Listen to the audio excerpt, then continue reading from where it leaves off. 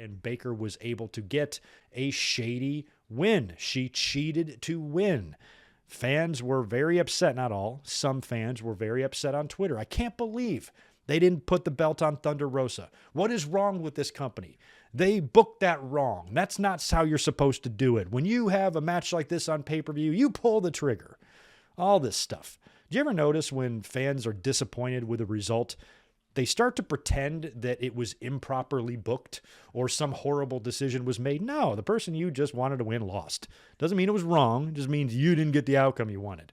So when you really think about what they're setting up here, I am thrilled that Thunder Rosa did not win the title tonight. I picked Britt Baker to retain in my predictions. I was expecting her to.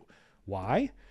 Because who won their first match? I know it was unsanctioned and technically it doesn't count, but that lights out match was a victory by Thunder Rosa. After that, Baker would go on to win the title, and we all knew that eventually these two gals were going to have to come back together and collide again. So when you do that and you have this story, I think the longer these two stay in AEW, the longer their rivalry is going to span. They can be like the Charlotte and Becky of AEW, you know, if they really create good careers and legacies for themselves. So if Thunder Rosa would have just beat her here, then she's just a flat 2-0 against Britt Baker, and that's it. I think their saga can go longer. And when you think about what they have planned in a couple of weeks, so I guess this St. Patrick's Day Slam show, which they did last year, which I believe fell on St. Patrick's Day itself, March 17th.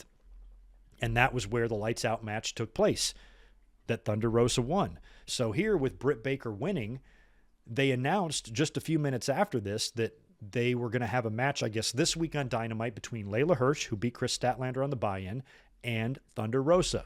The winner of this match faces Britt Baker for the championship in just a couple of weeks, or 1 week from this Wednesday, in San Antonio, which they are telling me is Thunder Rosa's hometown. Am I right about that? And it's 1 day shy of the 1 year anniversary of their lights out match.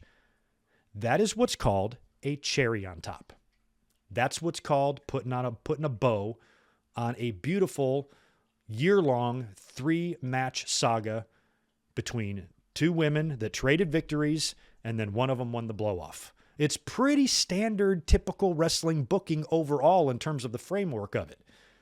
You know, so I don't understand why fans thought Thunder Rosa was supposed to win. Why?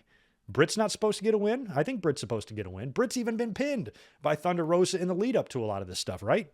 So I think it's time for Britt Baker to get a victory over Thunder Rosa. She can cheat her nutsack off, which she did, and now it gives Thunder Rosa a reason to have a rematch. And they're going to make Rosa work for it by beating Layla Hirsch first. Now she's going to go in to what I hope is going to be a Dynamite main event. I hope it's going to be the main event of the show. What a story. Full circle moment for both of these women. They're in the main event now, and that's where you pull the trigger. Instead of doing it here, where it was really in an unfortunate match placement on the card, the crowd was even a little more dead for it. You put this match in front of a different crowd in Thunder Rosa's hometown, where you know they're going to pop and react for her, and you do it in the main event of a Dynamite on a show where the fans aren't already burnt out to hell from a whole bunch of other crazy shit they saw, and that's where you give Rosa her victory. She celebrates. Fireworks, confetti, show goes off the air with her celebrating with her family and the whole deal. You have made Thunder Rosa. That will be your lasting image of Dynamite on that night. Unless they do it in the mid-card or they open the show with it. But I would hope that something like that would be a main event, because Britt Baker has had a hell of a run with this championship. Britt Baker single-handedly has given credibility to the women's roster in AEW that didn't have the greatest reputation when it started. It's gotten better and better and better, and Britt has done a fantastic job as the figurehead, as their kind of Charlotte, their, kind of conceited, cocky heel champion. She has done a fantastic job in that role. So when you beat her, it should be a big deal. When you beat her, it should be on a big stage. And I want to see that stage in a couple of weeks in San Antonio on Dynamite in the main event. It's clean as a baby's ass, right in the middle. Thunder Rosa can beat Britt Baker for the championship.